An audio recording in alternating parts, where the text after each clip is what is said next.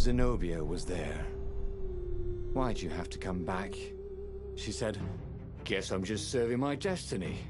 He shrugged. "You don't even know what that word means," she said. "Do you ever wonder if things have been different all the time?" she said, and drew her sword. In the end, Reynardo lay bleeding out on the deck. Zenobia sat by his side, upset. "What are you so upset about?" he asked. "You wouldn't understand.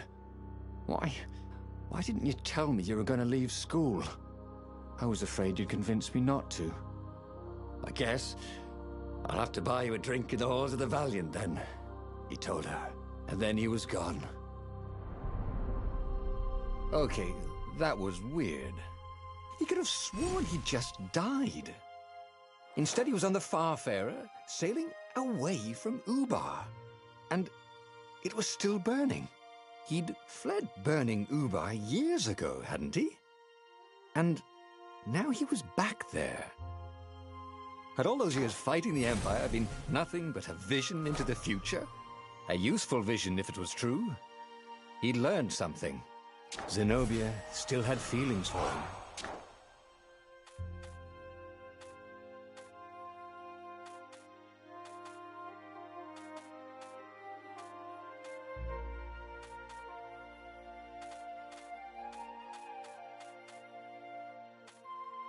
He'd made bad choices. But now, when the real battle came, he wouldn't make those choices.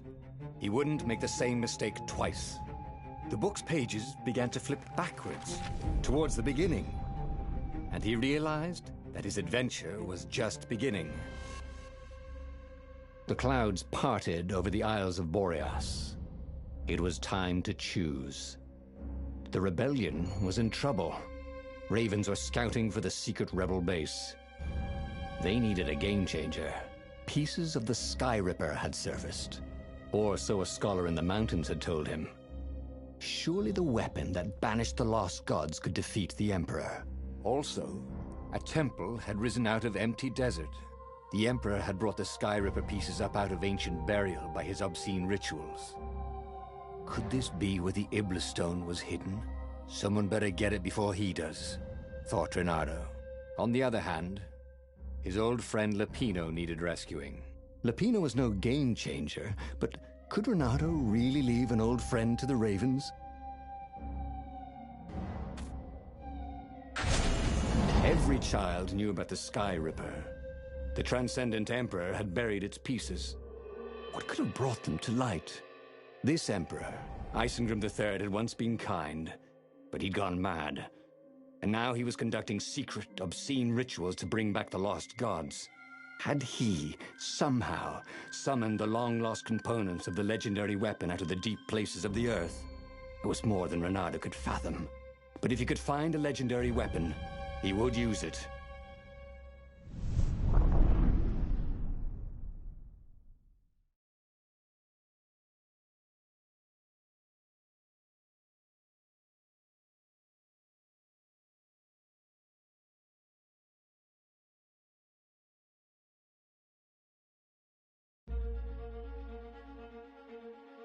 As he set foot on the island, Reynardo could not help but feel a tinge of guilt. He'd left Lapino behind. He hoped the Mad Rabbit had somehow escaped the Ravens. He hoped they hadn't eaten him. If they had, he hoped they hadn't eaten him alive. Why had he chosen the Sky Ripper? Reynardo never made plans that required constant vigilance. He was a hero. He didn't think too much. He just went with his gut and hoped it all worked out. The Sky Ripper was a long shot. He'd have to devote himself to it. No side journeys, no rescuing old friends. That was against his nature. Could he stick with it?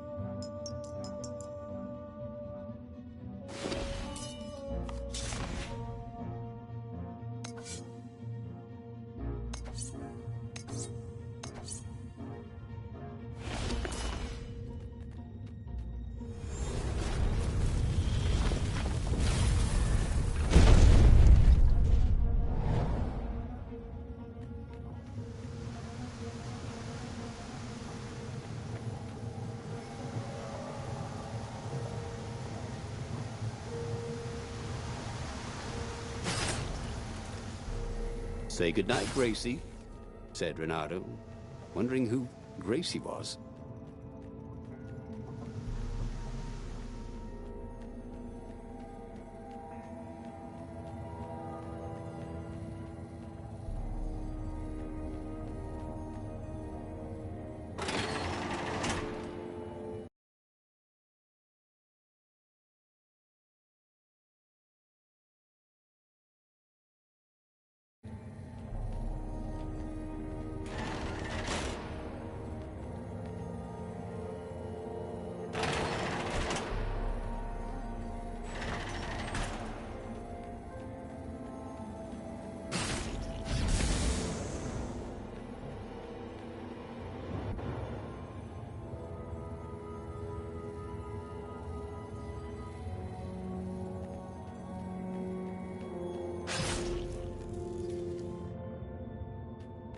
The people who had built this castle, did they even know what monstrous weapon lay hidden within their walls?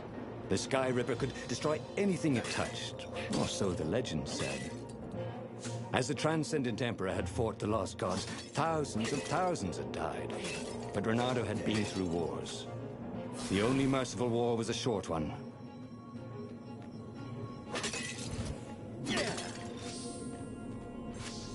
Renato wondered who was leaving chests of sword-crafting supplies around.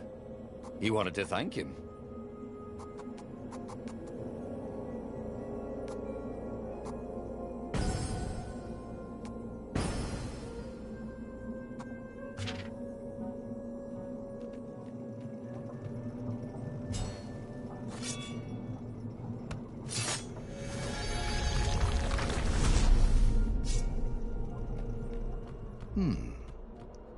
Hero Wall, Hero Sword, Ice Wall, Ice Cube.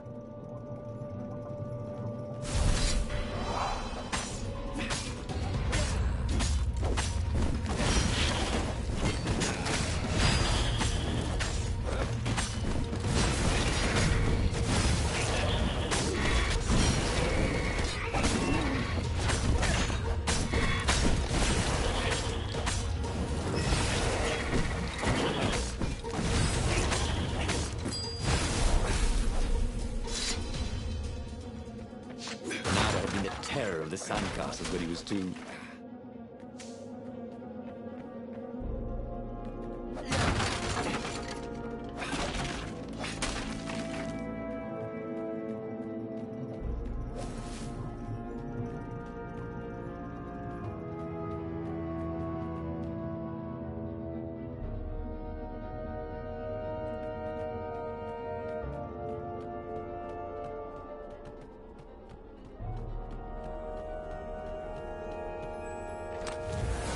If he ever had a castle, he was going to hide his stuff better.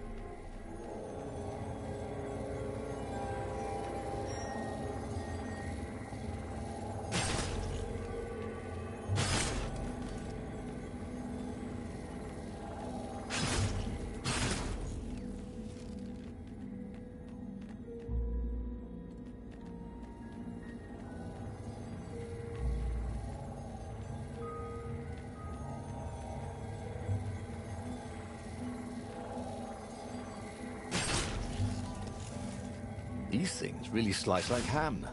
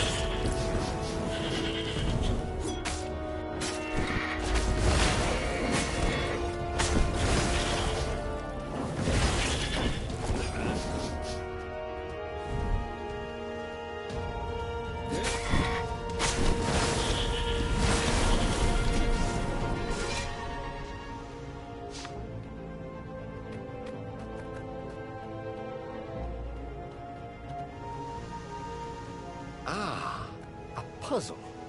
Renato loved puzzles. Except when he couldn't figure them out. On the other hand, if there was a puzzle, it was probably meant to keep people away from something good.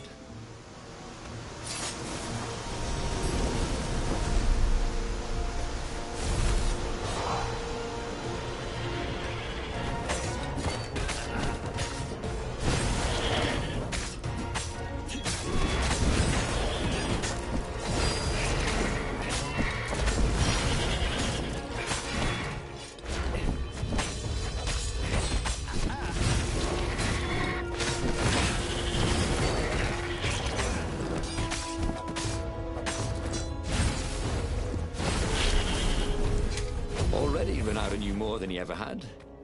But about what?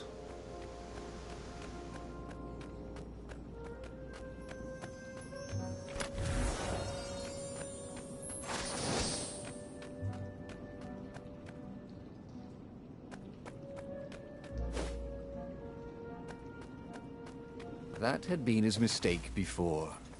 Not trusting Zenobia's feelings for him. But how could he have known? After all these years of silence.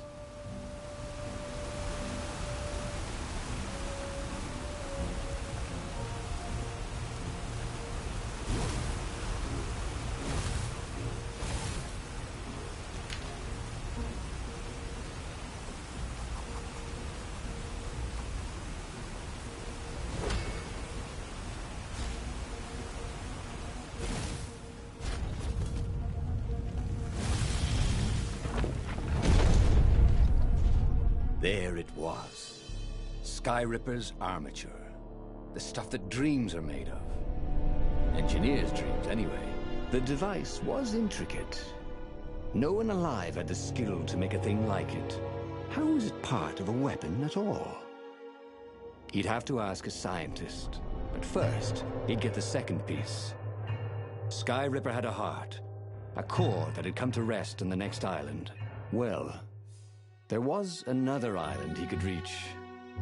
Zenobia had just invaded it with her father's Raven battalions. She must be encamped there still. But fighting Zenobia now, that made no sense at all. He'd already sacrificed one friend to get this armature, was it? He didn't need to hurry to face her. She would find him.